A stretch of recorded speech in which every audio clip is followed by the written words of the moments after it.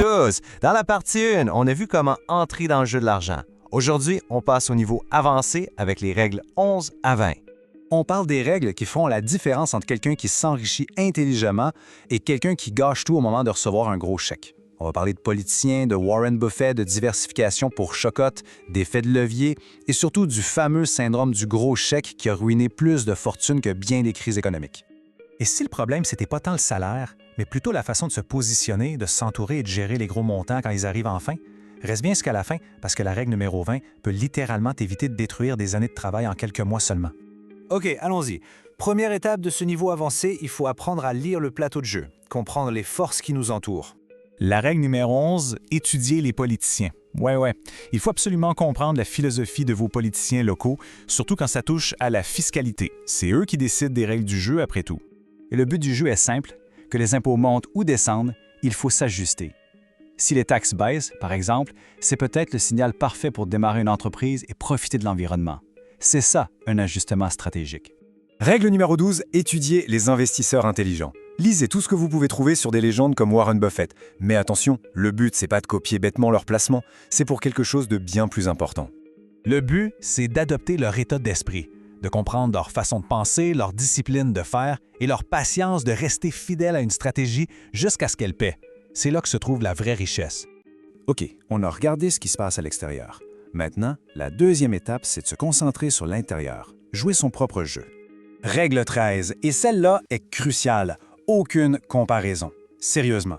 Se comparer à un ami ou un cousin qui semble plus avancé, c'est la recette parfaite pour prendre des décisions imprudentes et, au final, perdre du terrain.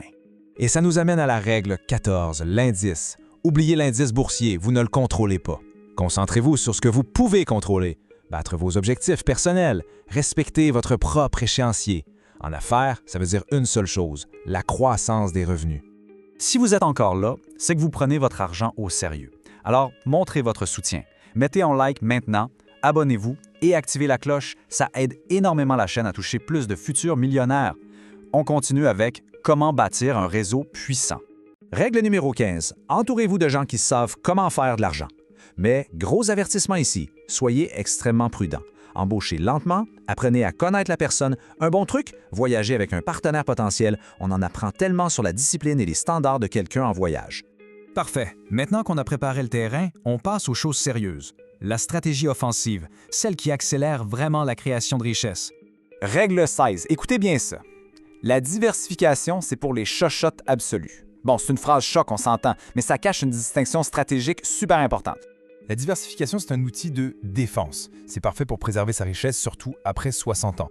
Mais quand on est en phase offensive, en mode construction de fortune, des paris ciblés et non diversifiés peuvent rapporter gros et vite. La diversification à ce moment-là peut vraiment ralentir la progression. Règle 17, l'effet de levier. Ah, le jeu de l'argent tourne entièrement autour de ça. Plus on comprend comment utiliser l'effet de levier, que ce soit en marketing, en vente, en expansion, plus on accélère son enrichissement. Ensuite, la règle 18, le positionnement est crucial. Il ne s'agit pas seulement d'avoir un revenu élevé, mais de se placer là où la valeur est sur le point d'être créée.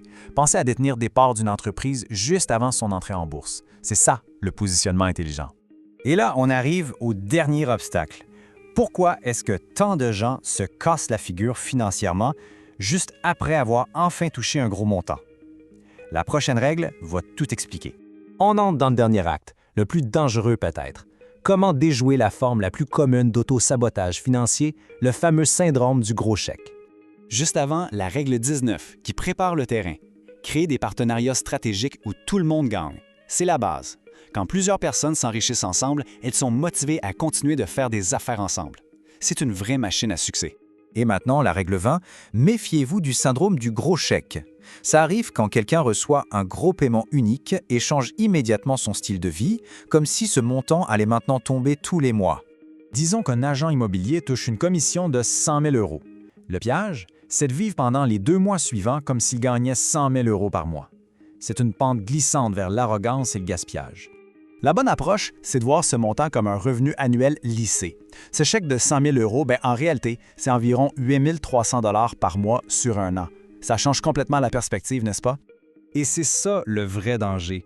Tomber dans le piège du syndrome du gros chèque, C'est le moyen le plus rapide et le plus sûr de perdre tout ce qu'on a gagné et de ruiner des années de progrès. Alors, maintenant, à vous de jouer. De la règle 11 à la règle 20, laquelle allez-vous appliquer en premier dans votre vie? Dites-le moi dans les commentaires. Et si vous voulez d'autres analyses sur les règles de l'argent et comment les appliquer concrètement, vous savez quoi faire. Abonnez-vous, activez les notifications, aimez cette capsule et partagez-la avec quelqu'un qui rêve de gérer intelligemment son prochain gros chèque.